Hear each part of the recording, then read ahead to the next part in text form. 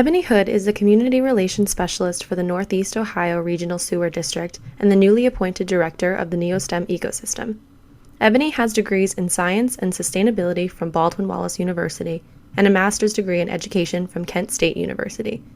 In this conversation, Ebony discusses the impact of family support, community support, and mentorship on her STEM journey. Hello, my name is Ebony Hood, and I am a Community Relations Specialist with the Northeast Ohio Regional Sewer District. And do you mind me asking what the salary range could be for your profession? Sure, the salary range for this position in particular, I believe it ranges anywhere from the high 50s to maybe low 80s. Okay. And what's your educational background? My educational background, I have a biology degree and sustainability degree from Baldwin Wallace University, and I have a graduate degree in education with a focus in science from Kent State. Sounds like you had a fun college experience there. Going through college and even before college, have you ever had mentors to get to where you are now? Absolutely. So I have to do a shout out to Cuyahoga Community College. So I have 2 associate's degrees from Cuyahoga Community College, and there was definitely a little bit of what I call hand holding and mentorship along the way from amazing professors. So you know how it is when you're taking like STEM classes, you have those heavy workloads, and I was heavy in the sciences. So it was a lot of lab experiences, and you just get a chance to bond with your teachers. And with that, it's just been helpful to have folks along the way. Same thing at BW. We had a whole STEM network there. And even at Kent State at the graduate level, there were so many people with like a science track focus that was basically willing to take the time to say, what is it you're trying to achieve? Like, let's talk through this. So it's been amazing. Kind of hand in hand with this question. Again, coming up with your experience, to give a lot of family and community support to get you to where you are now?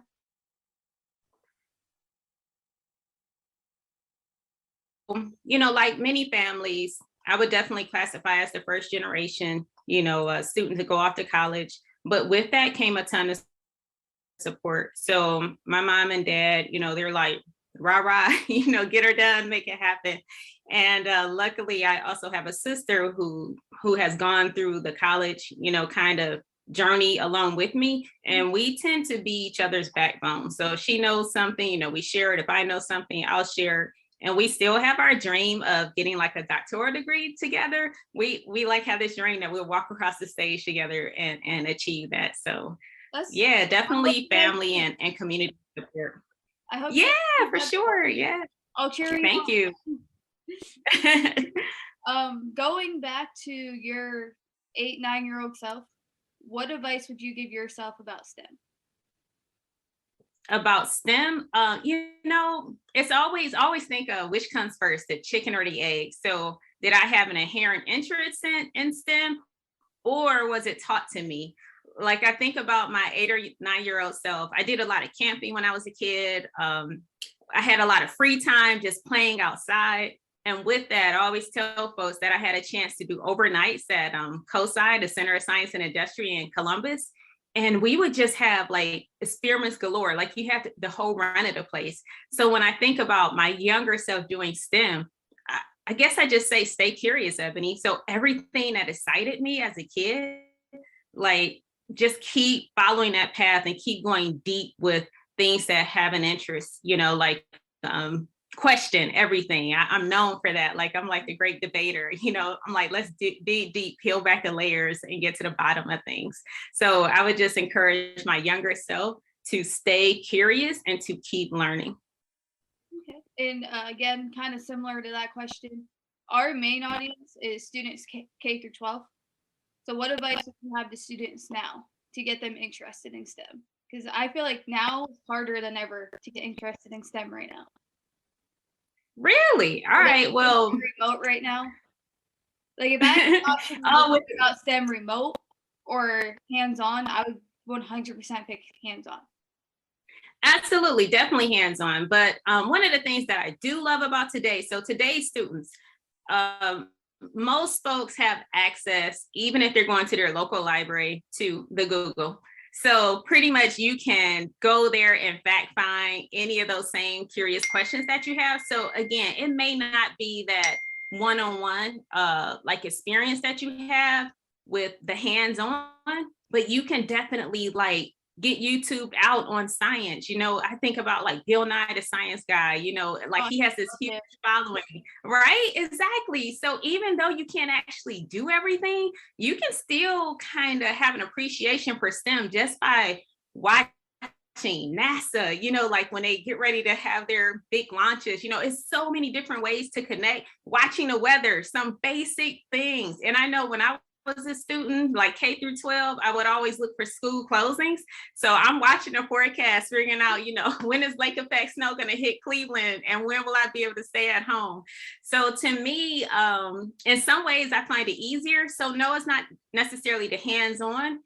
But one of the other things I did as a kid, and I don't know if my parents would approve, but I did a lot of experiments. I did a lot of at-home potions. I would go into the cabinets and I'm getting like ketchup and vinegar and baking soda, all those different things, trying to kind of have my own hands-on experience. I will say this, you have to be safe. You don't want to use any toxic chemicals or anything like that. Don't go running and getting bleached. But there are still some things that you can do at home, make the best paper plane gliders, those little tiny boats that you can fold up and see how long they float. So I would tell students, again, to use that curiosity to go deep and to experiment, try things at home, see what they can do better, build things. It's definitely a way to get interested in STEM, even if you're forced to be virtual. Okay. And do you have any obstacles to overcome through your career? And if so, can you describe one or two of them? A million obstacles. So I would say STEM fields can be challenging, so you have like technical reading, you have math, theories you have to memorize, all those different things to me are challenges. And it's so easy to default to doing nothing. It's so easy to go on social media. It's so easy, again, to just get all involved in TikToks and stuff like that and not kind of dedicate that time. But I would say part of that is just having dedication. I used to coin myself as the flashcard queen. I would just go around with stacks and just kind of get that foundational base of learning. The next thing that I would find tough to navigate in STEM would be this idea of finding mentors. So you have to be vulnerable. You have to open up. You're going to have to tell folks you need help. Or sometimes I even ask people, what is it that I don't know what to ask in order to help myself? Because sometimes you just don't know everything. You don't know what you don't know. So I would definitely say feel confident enough to like bridge that gap between you and teachers or counselors or folks in a community that that may be doing STEM that can help you. Those were challenges for me. So it was content and then finding those people to help me along the way. Okay. I like that. I always grew up, I have two older brothers. So failure was always a thing, but they would always make me learn from my failures. So they purposely make me learn from it. And I think like nowadays people are afraid to fail. But I think you become like successful learning from it. Oh, absolutely. Yeah. This whole idea of everyone gets a certificate to finish, but it's something to be said for that competitive edge. I know our culture in America is all about competition. And sometimes that's kind of pushed me in my classes. Like if I knew that person who got like 100, I'm like, how did they manage to get 100? So then I would think to myself, what can I do next to kind of get that grade? Or I would challenge my professors like, wait, why was this -3? I wanted to get my 100. Let's talk about this. So yeah, that failure part is definitely take a step back, learn from it, and how can you do better? And my last question for you, besides the acronym, what does STEM mean to you? STEM means, honestly, I would say today, I think about STEM as our future. I look at our entire society from trucks driving themselves to artificial intelligence, giving doctors, advice on how to treat patients, all this, everything STEM to me is our future, no matter how you slice it.